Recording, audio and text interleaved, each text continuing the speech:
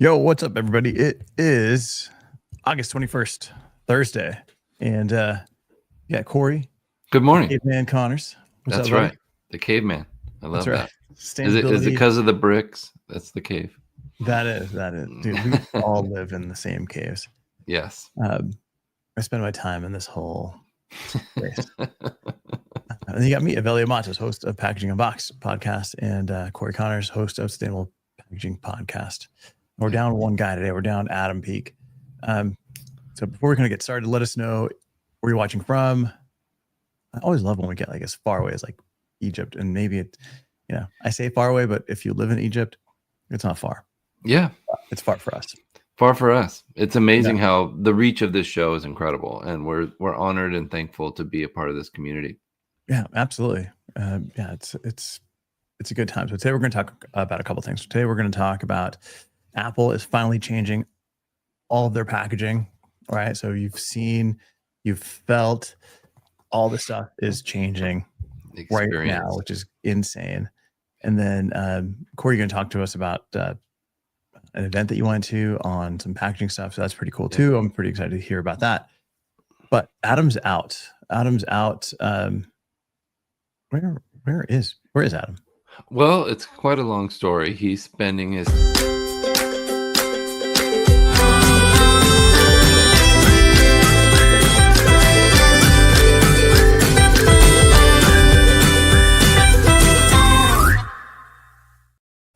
and that's why he won't be with us today. It's really a great story. Yeah, he won't be with us today.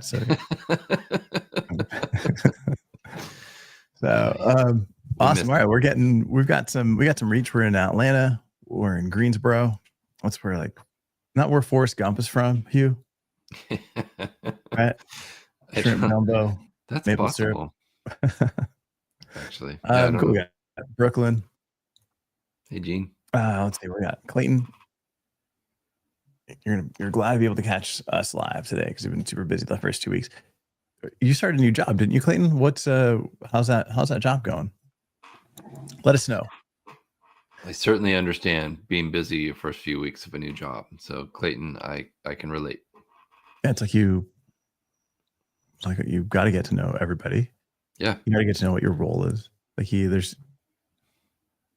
It's exciting. It's always exciting starting a new job, isn't it? Like I even did a poll on LinkedIn. Like, what do you recommend doing as the new person at a new company? And got some really good insights from people. Most people were focused on process, getting to learn the process, how things flow through the company. And I thought that was really insightful. Yeah. Yeah. He's having a good time at the job. Clayton, that's awesome. Do you get to eat all the Oreos? Like, is there there's got to be junk food, right? Like, it's got to be like Hershey. Yeah. It's a whole city of food. I remember the last new job I started was, I don't know, 6-7 years ago. I was brought in to change process. So that was kind of a cool thing. But of course, people didn't really like me. So I spent, what's up, Chris Wilson? How's it going? I'm super stoked to hit a new episode coming out with Chris Wilson coming out here in the next week, Monday coming out. So I'm pretty excited. It's a group of designers that are sharing some insights. But I started this job. People didn't know what I was doing because I was there to change things. So I spent the first 2 months, I would show up, they wouldn't talk to me. They wanted nothing to do with me. Like, that guy is one of the guys from Office Space that's here to change everything. Yeah. He's the Bob, right? Exactly. I was a Bob, and I'm like, no way, man. That's not what I'm here for. So there was a Walmart on my way in. So I went into Walmart one morning. I bought one of those flat tops, like the griddles. Yeah. And I came in and I made pancakes. Yeah. Every day for 2 weeks. Yeah. And I just sat there and I just hung out, and I've dished them out to everybody coming in, and we just BS'd. And then I knew I was in when one of the guys that was he was a manager that didn't necessarily like me, and people knew that he didn't like me. And he came to me afterwards like, hey, how do you make those pancakes? I asked my mom, I asked my wife to make them. Yeah. And they are not as good as your pancakes. Yeah. I'm like, all right. That's awesome.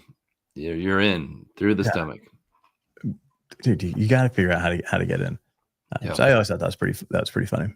I agree. Cool, man. So we're talking about Apple. So Apple packaging, everybody loves. Iconic. Yep. Yeah, super iconic. They're making some changes to their packaging.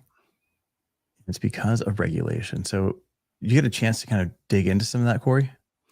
Yeah, I think it's important. This Truth in Labeling Act is really going to affect everything, in my opinion. This California law that will basically push back on any claims on packaging if they're not accurate, or if they're not specific. Like, you can't say recyclable if it's not curbside recyclable, where it's sold. Things like that will have a dramatic effect on labeling. I know you're experiencing this. I'm experiencing this, where people are saying, "Can I put this logo on? Can I use this the recycle symbol? Can I? What are the rules now?" Yeah, and with Apple, it's actually pushed from some European regulations. So not even the California one, which is pretty similar, but this one which are way far advanced, right? PPWR and all those laws are yeah. So they've had it said carbon neutral, right? That's yeah. So the packaging has like a carbon neutral symbol on it, and that's being removed. But they're doing it now, even though the law doesn't happen until 2026. Yeah, but smart. How long does it take to make packaging and get it into circulation?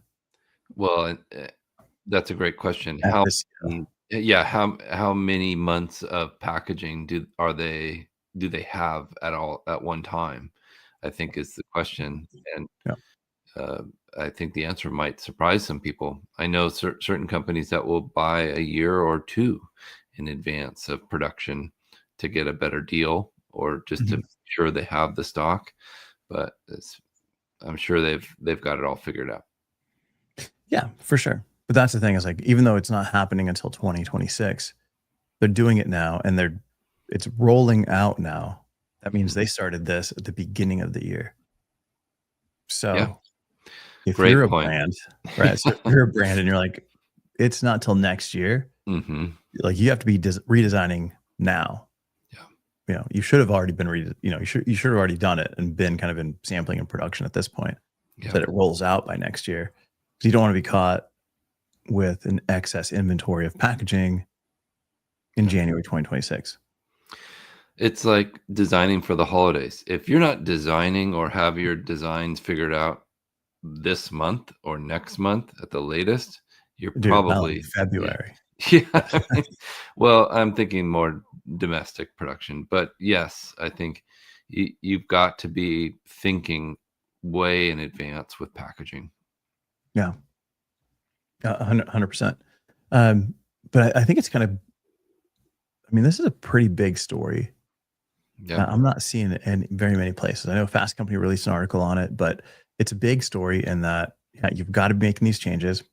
What exactly are the claims that you can't make? Carbon neutral is one that they've got to remove, because people don't know what that means necessarily in Europe. Whether that means you're buying offsets, which isn't the most popular thing. There's so many different combinations. And then there's also the idea of, like, all their packaging is plastic film laminated, right? And then you got brands like Google that have done like the complete plastic free packaging system. So impressive. Yeah. And there's a lot of brands. I know Microsoft is kind of moving over there as well. Oh my gosh, Miguel is the man. Yeah. There's a lot of cool stuff that's happening in that packaging for Apple. So keep an eye on that. I wish I had my mouse, but the one thing that sucks is that I've got to charge it, and it's like tethered.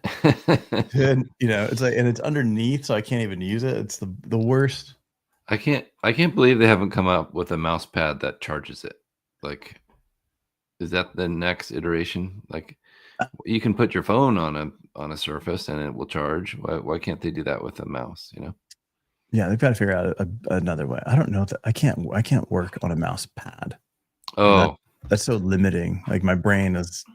I need to be able to, like, go and turn, and I need Well, full desk but range if you had a surface that you could set it on at night. Yeah. while you're working, even like while you're No. not using it, yeah, right, Yeah. I yeah, can't touch it and be limited to space. That sure. just, it's claustrophobic. I can sit in a tiny closet. I can sit in a tiny little envelope, elevator. Yeah, but you I need to be able can't to sit on spread your outside. wings while you're working. Yeah, I love it. Yeah, yeah, for sure. Yeah. Leah's saying that she started working on Halloween packaging in March. Yeah, that's it. Yeah, That's you gotta we get got early. thinking way ahead, and so difficult to do when we don't know what the rules are going to be. We talked about that yesterday at the International Fresh Produce Association. We had a demo day, which was incredible. 9 of the funded concepts for new sustainable packaging were presented, Mhm. and for export of produce. So this is a program, 25 or $30 million provided by the USDA, and the International Fresh Produce Association got, I think, five of that, $5 million, Mhm. and we'll get more in the future to invest in these new sustainable alternatives, which is really exciting. But we're talking about EPR laws, and they're so frustrated because they just, what do we plan for? I don't know What yet. This. what packaging? I don't work in produce. So Yeah. besides like the big cartons that they bring Mhm. like the bananas out into the grocery store, like what packaging is there in produce? It was more about the labels that go on the fruit and Mhm. vegetables. It was more about the bags that are used in grocery stores, things like Sway. They were talking about that, and things like coating of the actual avocados or um, uh, cucumbers. There was one of the coatings was will eliminate the need for plastic, which was really great to see. Coating on the food? Yes, so it was a spray-on Oh, that edible sounds coating, sounds but terrible. it's all tested, it's all approved, it's all, organic, yeah, trust me. Uh, What? no, I was impressed with it. It was really great to see, and these things are being used, and they're successful. They're actually extending the life of the products, which is the biggest problem in that industry is uh, loss of food due to sitting on the shelf for too long or in transit for too long. They Mhm. they told stories about produce coming from South America all the way to Europe and needing a 90-day lifespan to, so how do we package it so it will live that long or survive off of the vine? And it's a big problem. Yeah, I don't want coatings on my food, to be Yeah. honest. Yeah, right, Gene. Famous last words. Trust me, Yeah. it's edible. Yeah. Chris Olson, the material, nothing's changing on like the materials aren't changing. It's just the labeling. So removing the carbon neutral label and icon on Apple products because it's not necessarily carbon neutral in the way that it's understood. It can be a little bit confusing. So they've got to eliminate that confusion. I wonder if they'll ever go away from their plastic lamination. I hope so. At some point, they've got to. Um, they've got to You update it. can Plus, do that. You can do that without that laminate. You can do, soft touch coatings on paper. Yeah. yeah, but that's just plastic too, right? That's just a plastic based coating. But like, what's nice about this is like it's easy to wipe down through the entire production cycle. Like as they're filling it and moving it, you're going to get scuffs and bumps and stuff, so they can just wipe it because this is Mhm. wipeable. That's why you see so much lamination in beauty products Yep. because you're going to have oils, you're going to have build up in all the different steps, so they can wipe that down. I don't know. Like when I go grocery shopping, I don't grab those little bags to put my cilantro in or carrots in or whatever, and I just throw that shit in the. I just throw that stuff in the in the basket. Raw I bring dog. it home and I gotta I raw dog my vegetables. That's terrible. But I wash them when I get home. I wash them and then Yeah. I pack them the way I'm supposed to pack them. Which you should wash them. Yeah. Like, yeah, that's certainly part of the process. Yeah, and I hate having all those bags in my fridge because I knew if I put them in a bag at the grocery store, I'm going to keep them in that bag. If I don't, I bring them home. I got to wash them because I get grossed out. Um, and then I process them however I want to process them. Mhm. But I don't know. I saw like a video of the guy that's got an apple and he's scraping all that wax off. Yeah. It's like just tons and tons of it. And yes, it's edible, obviously, but Yeah. doesn't mean I want to eat it. Right. Right. It's a real challenge that they have a very difficult task as produce growers and companies that are making. It was at the Taylor Farms building. The Taylor Farms is the largest bagged lettuce company in the U.S. I think they make like 65% of any bag of lettuce that you buy at the grocery store. So they have a huge task in front of them for fresh produce and vegetables. It's just really And difficult.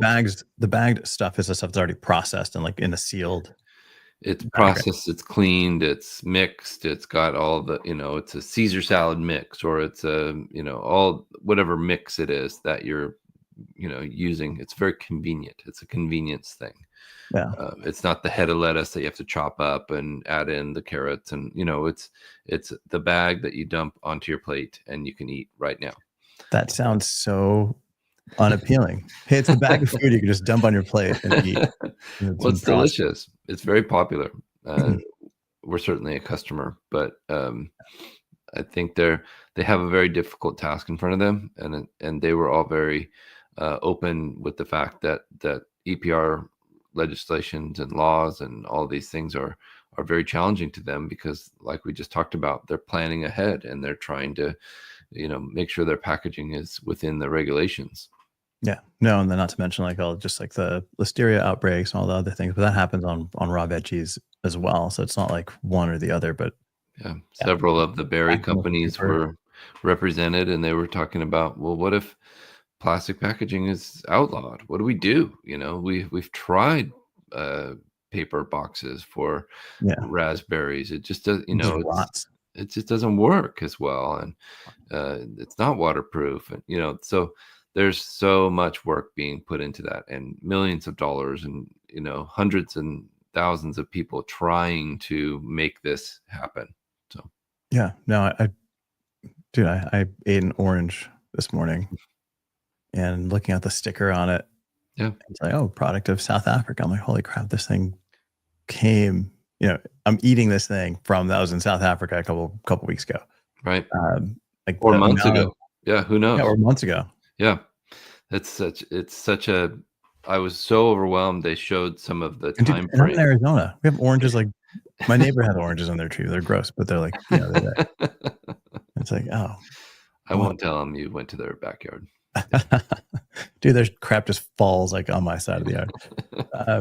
I don't know. All right, man. So let's wrap this thing up. Adam's out. I think he'll be back tomorrow. Tomorrow we'll do pack of the week. We'll pick some stuff. If you guys have worked on any kind of packaging, Chris, Gene, any kind of packaging, Leah, I'd love to see some of the stuff that you guys did for Halloween. Yeah, Halloween's next week, so send DM us some of the packaging you've worked on. We'd love to share it tomorrow on Pack of the Week. Kind of talk about like what you've done and work through like the full design breakdown of it, which is a lot of fun. Just to let you guys know, we're reconsidering the daily show. It's a heavy lift. So we're probably looking at cutting a couple days out of the week. If there's any days that you guys prefer that we do the show, if you guys enjoy the show, we want to make sure that we continue building this community. Let us know. We take that into consideration, but we do appreciate being here and you guys joining us. Thank you. All right, guys, let's wrap it up. We'll see you tomorrow. I hate using my finger on this trackpad instead of the stupid mouse. Damn it, Apple. It's working.